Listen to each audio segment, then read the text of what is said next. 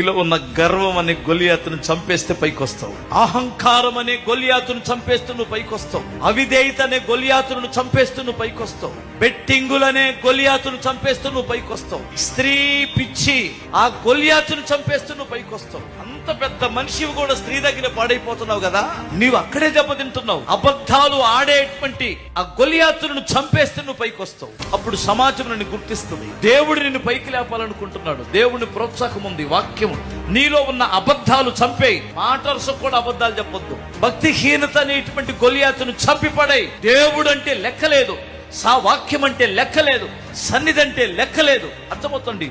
ఆడును చంపగలిగితే వాడు నీ దృష్టిలో అమ్మో నేను వారం వెళ్ళడం అంటే 52 ఆదివారాలు నా వల్ల కాదు, నేను చంపేసి ఆ భక్తిహీనతను చంపేయి. ఆ సాకులు చెప్పడం ఆపేయి. ఆత్మ చేత శరీర క్రియలను చంపేయండి. దానిని చంపగలిగితే నువ్వు చరిత్రకెక్కుతావు.